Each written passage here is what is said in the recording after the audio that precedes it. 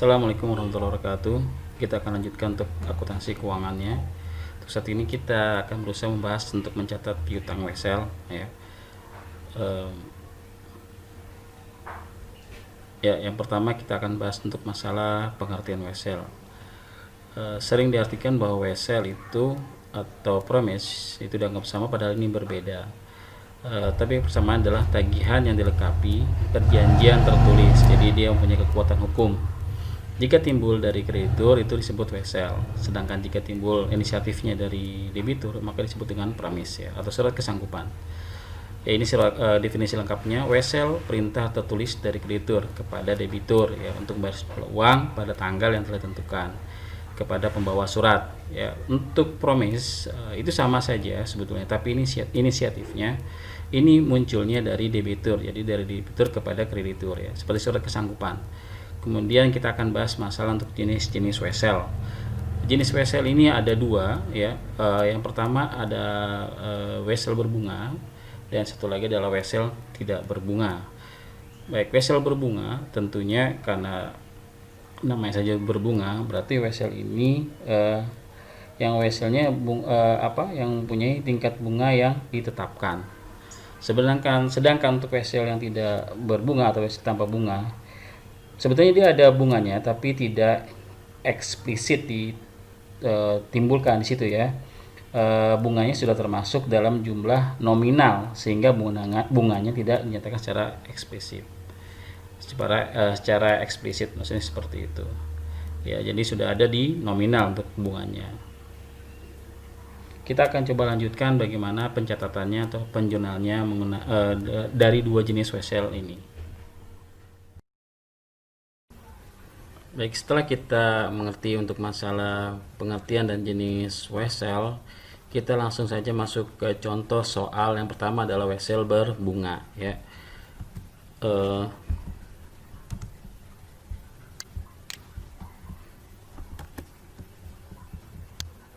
Baik, ini disajikan sebuah soal pada tanggal 1 Maret. PD Rahayu menjual barang dagangan secara kredit pada toko Hastuti sebesar 5 juta. Pada tanggal 5 Maret, PD Rahayu menarik wesel atas toko Astuti dengan nilai nominal 5 juta rupiah. Dan jatuh tempo pada tanggal 4 Mei, berbunganya 18% setahun ya. Baik, berarti ada 3 transaksi yang kita akan coba catat atau kita jurnal, yaitu pada tanggal 1 Maret waktu terjadi penjualan, kemudian pada tanggal 5 Maret ya, pada waktu piutangnya ditukar menjadi wesel tagih.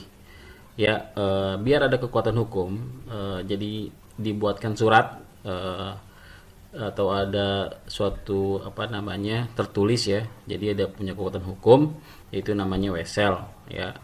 Tanggal 5 Maret. Kemudian tanggal jatuh temponya tanggal 4 Mei. Kita akan buat jurnalnya ada 3, waktu penjualan, penarikan wesel, dan pembayaran ketika jatuh tempo ya. Ya, ini pencatatan yang tepat untuk transaksi di atas ya adalah sebagai berikut. Waktu penjualan, maka yang dijurnal adalah debitnya, yang dijurnal adalah piutang dagang 5 juta, kemudian penjualan di sebelah kredit 5 juta. Ya, kemudian pada tanggal penarikan, yaitu pada tanggal 5 Maret, wesel tagihnya di debit, piutang dagangnya di kredit. Hanya tukar aktiva tetap dari piutang dagang ke wesel tagih ya. Kemudian tanggal 4 Mei ini adalah pembayaran. Jadi ada kas yang diterima oleh pihak penjual sebesar 5 juta 150 ribu. Kenapa bukan 5 juta? Karena ada bunga dari wesel tagih tersebut. Pendapatan bunga di sebelah kredit ya, seperti saldo normal. Saldo normal pendapatan adalah di sebelah kredit. Ya, wesel tagihnya 5 juta karena dibayar.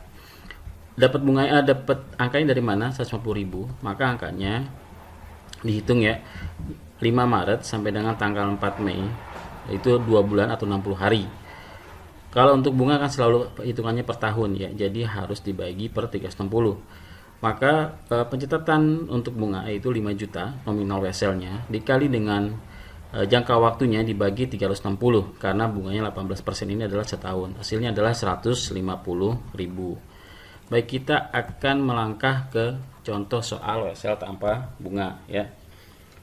Soalnya sudah disajikan seperti ini. Ini materinya akan saya upload di Google Classroom, jadi kalian bisa ulangi kembali. Ini tanggal 2 Januari, PD Ratu menjual barang dagangan sebesar 4 juta ya, secara kredit. Tanggal 4 Januari, PD Ratu menarik wesel 4 juta pastinya. Tanggal jatuh temponya 5 Maret. Baik, bagaimana menjurnalnya? Ya, seperti yang sama tadi, berarti ada 3 kali penjurnalan. Waktu penjualan, penarikan wesel, lalu pada saat pembayaran.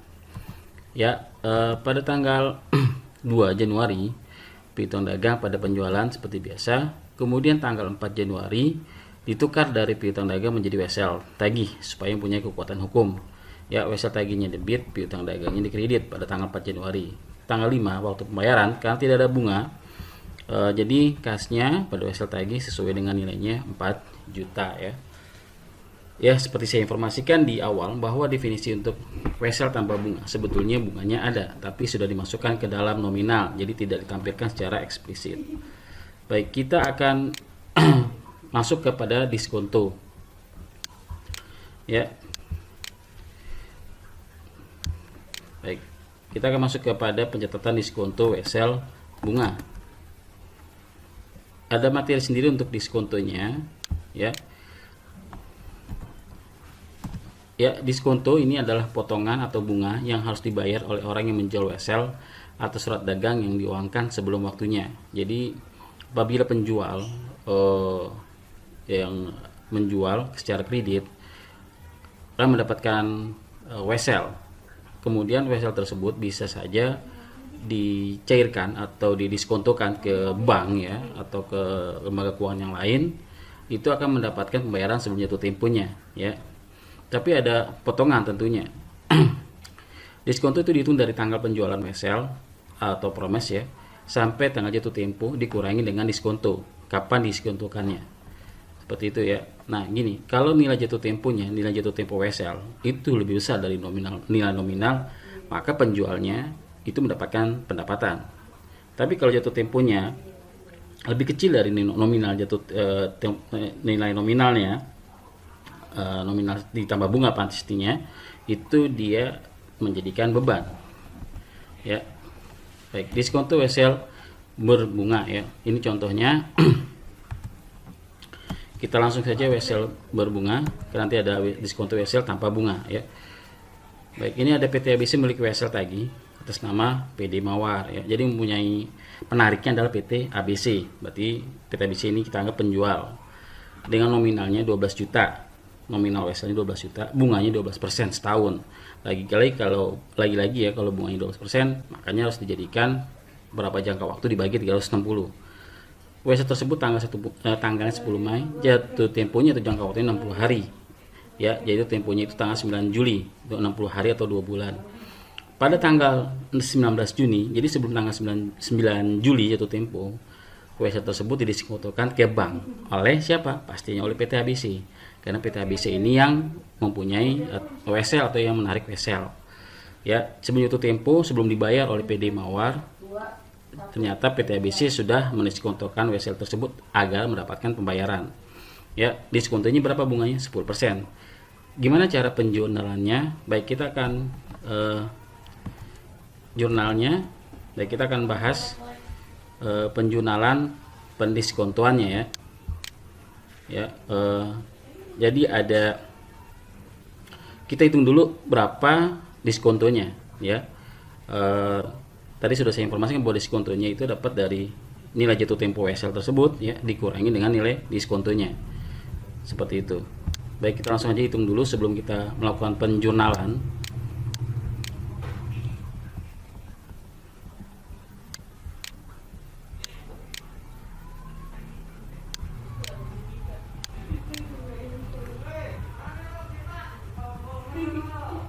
Ya, ini yang diskonto dilakukan oleh PT ABC. Soalnya kalian bisa lihat nanti di mana ya, di Google Classroom-nya.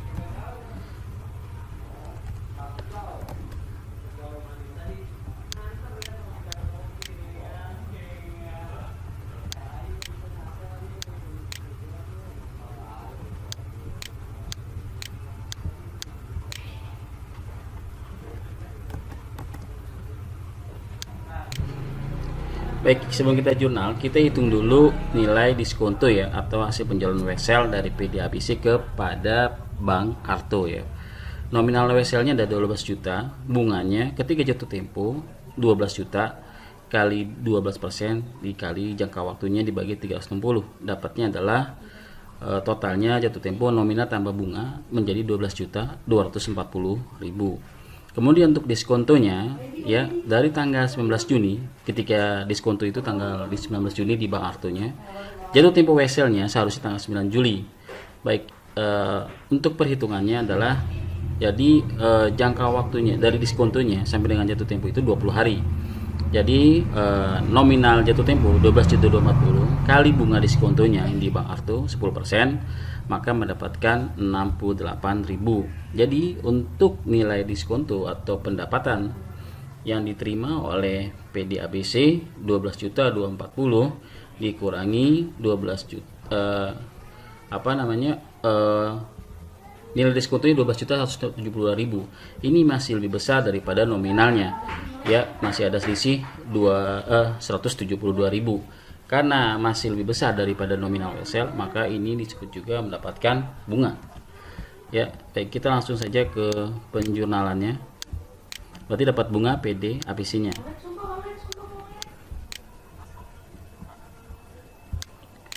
Ya, ini kasnya 12 juta, tadi 172.000 nominal ditambah dengan tadi ya 172.000 yang tadi kita hitung diskonto, dikurangi dengan dapat bunganya itu dari jatuh tempo dikurang dengan waktu dia di diskontonya, jadi 172.000 ya, yang ini ya 12.240 dikurang 68.000 ya, nilai jatuh tempo dikurang nilai diskonto, jadi dikurangi dengan bunga diskontonya, maka dapatnya 12.172 ya. Pendapatan bunganya ya 12.172 dikurang wesel tagih, maka dia masih mendapatkan bunga. Tapi kalau ini misalnya kurang 11.900 misalnya seperti itu, maka dia bukan pendapatan tapi menjadi beban.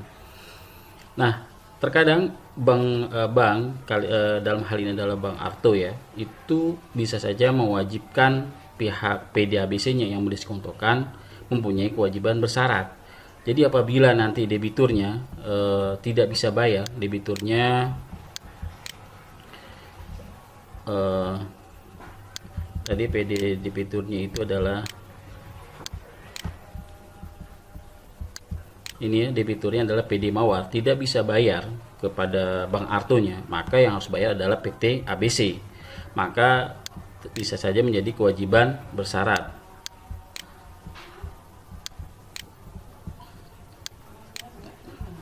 Ya,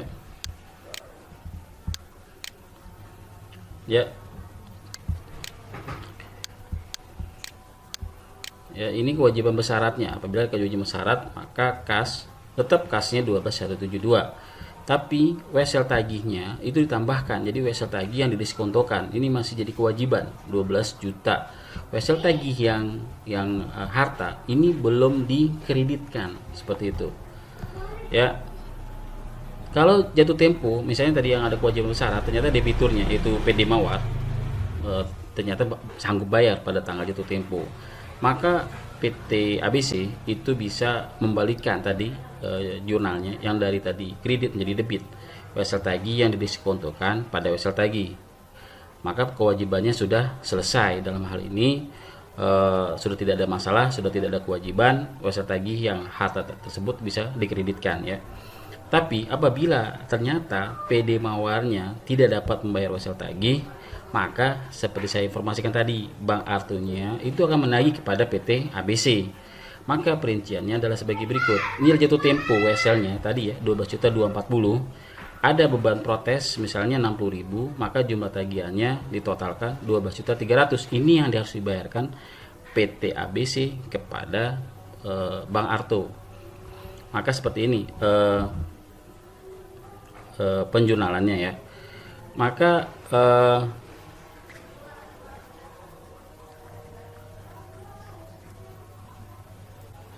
maka piutang usaha yang PD Mawar tersebut yang seharusnya sudah ditukar ke Wesel itu dibalikan debit. Jadi piutang usaha PD Mawar karena PT ABC mempunyai tagihan atau mempunyai piutang ya di PD Mawar, maka ini dikembalikan lagi menjadi debit piutang usaha PD Mawar 12.300 dan PT ABC mempunyai kewajiban kepada Bang Arto, jadi dikredit. Jadi punya kewajiban dikredit utangnya, dikredit 12.300. Kemudian ditambahkan lagi ada Wesel tagih yang diskontokan 12 juta biar sama-sama dikembalikan ya. Jadi Wesel tagihnya juga di debit, Wesel tagihnya dikredit. Jadi untuk membalikan transaksi yang tanggal tadi yang tanggal 9 Juli agar kembali normal kembali jurnalnya. Misal pada tanggal 11 Juli, nah ini kan tanggal 9 Juli ya, belum sanggup bayar PD Mawar, tidak sanggup bayar. Kemudian pada tanggal 11 Juli ternyata ini ada pembayaran. Ini maksudnya tanggal 21 Juli. Saya rubah aja tanggalnya.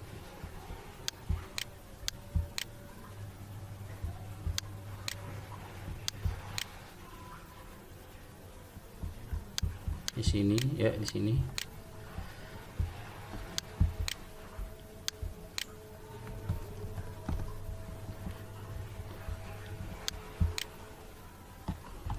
Ya. Pada tanggal 9 Juli ini belum bisa membayar PD Mawarnya, tapi pada tanggal 21 Juli ternyata PT ABC PD Mawar juga membayar. Jadi misalnya mohon maaf ini sudah benar soalnya ada tanggal yang berbeda ya, sudah benar soalnya pada tanggal 11 Juli ternyata PT ABC lebih membayar dahulu daripada dia menerima dari PD Mawar. Jadi tanggal 11 Juli PT ABC membayar, maka utangnya pada Bang Arto di debit, kasnya 12.300 di kredit ya. Jadi selesai kewajiban PT ABC kepada Bang Arto. Kemudian ternyata pada tanggal 21 Juli PT ABC menerima pembayaran. Nah, ini dihitung juga bunganya ada sekitar 12 hari, maka dia mendapatkan misalnya tetap diikutkan bunganya ditambah 12% setahun ya. Mungkin ditambah lagi 12% setahun, maka jurnal seperti ini kas 12.349, hitung bunganya ada di atas, pendapatan bunga tambahan bunga ya dari tanggal 9 Juli sampai tanggal 21 Juli 49.200 ditambah piutang usaha tadi yang perinciannya tadi 12.240 ditambah 60.000 dari beban protes. Jadi semua dibebankan kepada PD Mawar, ditambah lagi bunga sampai dia membayar piutangnya kepada PT ABC. Baik, kita lanjutkan kepada pencatatan diskonto pada Wesel tanpa bunga. Ini ada lagi contoh soalnya. Misal pada tanggal 10 Mei, ini PT ABC menarik Wesel tidak berbunga pada PD Mawar dan jangka waktu ya. Jatuh temponya tidak disebutkan, tapi ya sama ya, mungkin tanggal 9 Juli juga sama kayak soal yang tadi, tapi ini tanpa bunga gitu ya.